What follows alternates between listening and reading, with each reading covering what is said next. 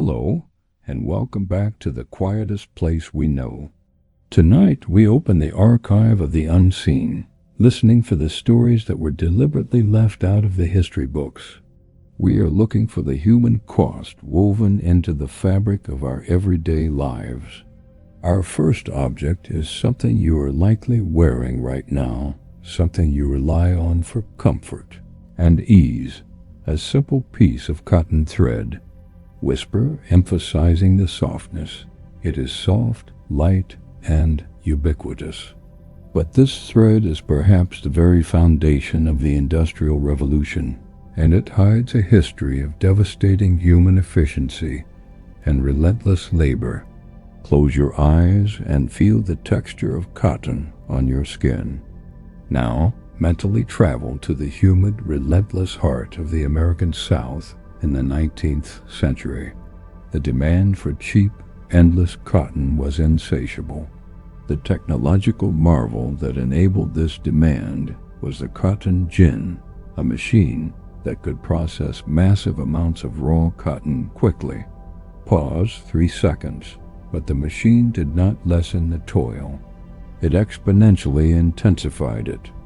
It made the planting and picking of cotton so profitable that the demand for enslaved labor reached a terrifying peak. The enslaved field workers were pushed to absolute breaking points, forced to pick impossible, back-breaking amounts of cotton under the whip, from before dawn until deep into the night. Their bodies were seen merely as extensions of the machine itself. The softness of the thread hides the relentless, lacerating labor of the fields, the strain on the spine, the cuts on the fingers, and the profound exhaustion that never ended. The invisible killer in the cotton thread was technological acceleration that drove human beings past the point of endurance for profit. The true cost of this fabric was the destruction of the human spirit. Woven into every single perfect white thread, we gently depart from the humid, strained fields of the cotton South. Long, soft pause. Let the tension in your shoulders relax completely. Our journey now carries us across the vast oceans and into the refined, yet desperately competitive dining rooms of 18th century Europe. Our new object is the epitome of elegance, status, and global obsession. The porcelain plate. Before porcelain, European ceramics were crude, heavy, and lacked brilliance. But true porcelain, hard, dazzlingly white, and translucent when held up to the light, was a highly guarded secret of China. This ceramic represented ultimate luxury and cultural supremacy that Europe desperately wanted to possess. Imagine the level of obsession. Pause 3 seconds. European alchemists and artisans were driven to the brink of madness, spending decades, sometimes their entire lives, trying to replicate China's secret formula. They were willing to pay any price to create that flawless whiteness. The drive to replicate the formula eventually led to the creation of the first European porcelain factories.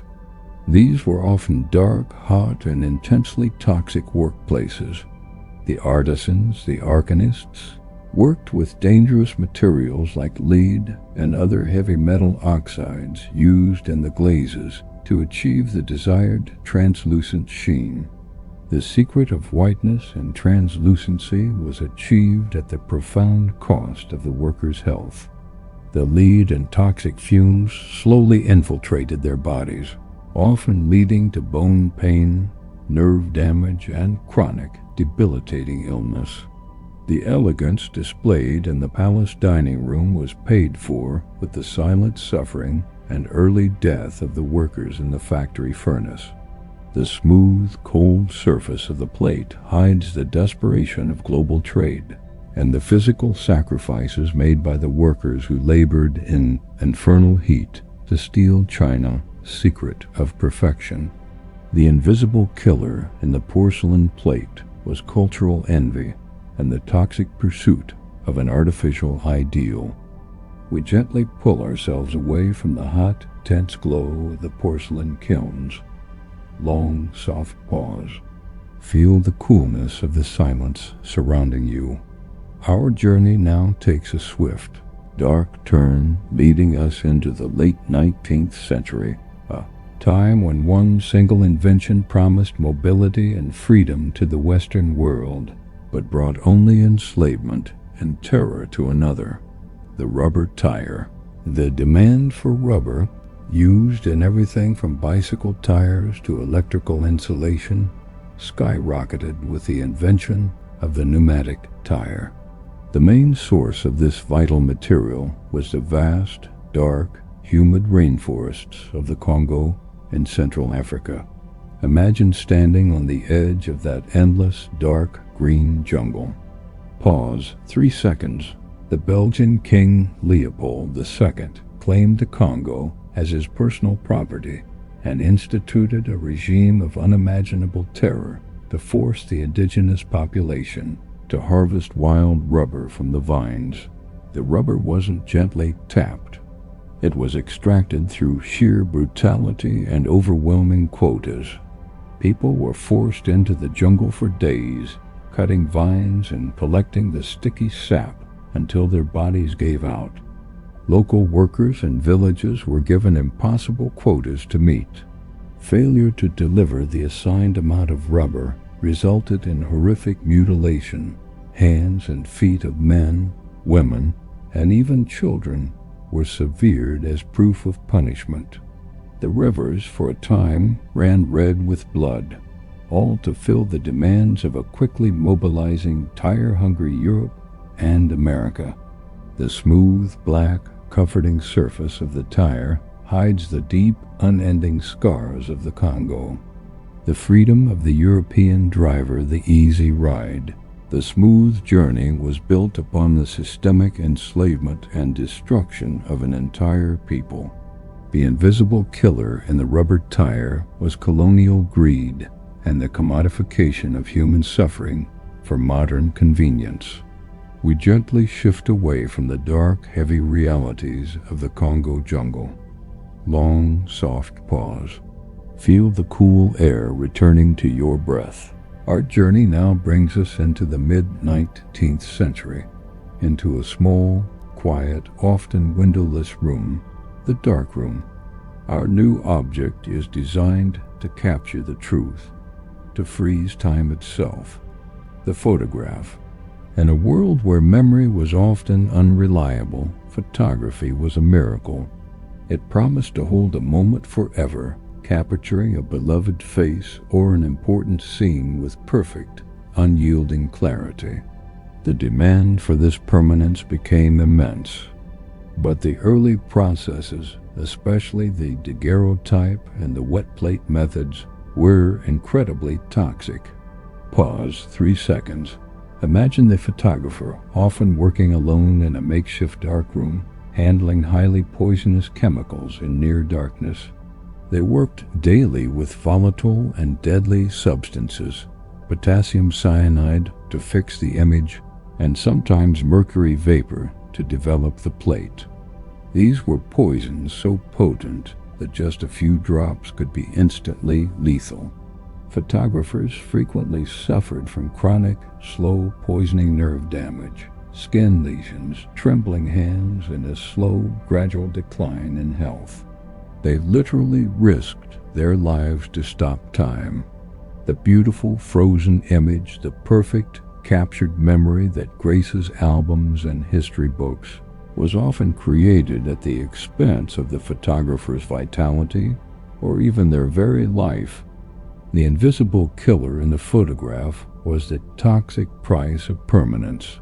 The need to hold on to a fleeting moment required embracing a deadly chemical process.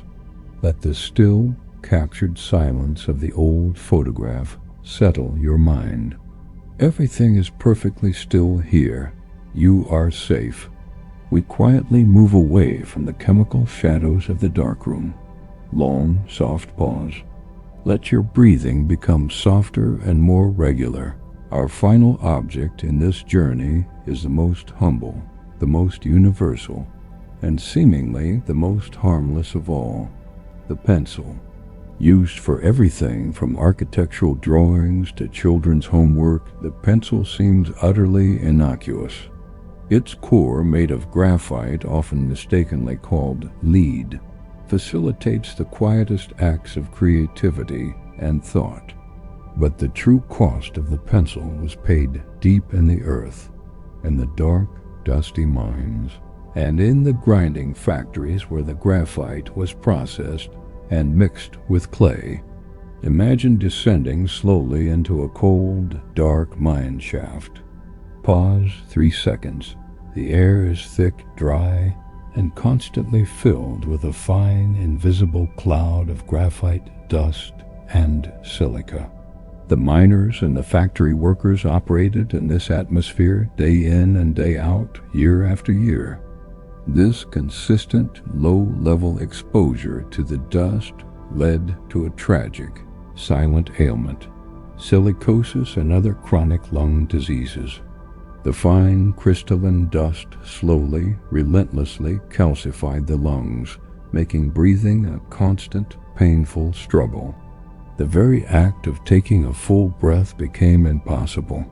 The simple, quiet instrument of thought and creativity became a silent vehicle for slow, suffocating illness.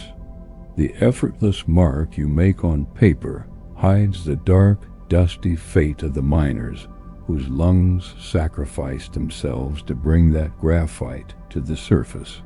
The invisible killer in the pencil was the silent accumulation of dust that slowly and tragically stole the worker's ability to breathe. We quietly shift away from the humble pencil, allowing the final dust of history to settle. Long, soft pause. Let the heavy feeling of the previous stories slowly dissolve. We have now concluded our time with the silent artifacts. Take a moment to simply reflect on the journey we have shared. We traveled through the humid, demanding cotton fields, felt the toxic heat of the porcelain kilns, smelled the dark, humid rubber forests, witnessed the chemical hazards of the dark room, and descended into the dusty silence of the graphite mines. The great lesson these objects teach us is this: the price of comfort is always paid in a currency we seldom see. The softness of the cotton thread required the relentless breaking of the human spirit. The elegance of the porcelain plate required the ingestion of poison. The mobility offered by the rubber tire demanded unimaginable brutality and mutilation. The memory captured by the photograph required a daily risk of chemical death. And the simple, quiet use of the pencil demanded the very breath of the miners. These artifacts, once symbols of progress and ease, now stand as witnesses to a single recurring human pattern: the prioritization of efficiency over empathy. But by listening to their quiet stories, we honor the dead. We bring their silence into the light, and by doing so, we finally allow the souls connected to them to rest. Long, peaceful pause. You have listened deeply. Your mind has traveled far. Now there is no more history to uncover, no more price to calculate. Let the profound stillness of the past protect you. Allow your entire body to become heavy, soft, and deeply relaxed. You are completely safe here, in the quietest place of all. Rest well. Good night.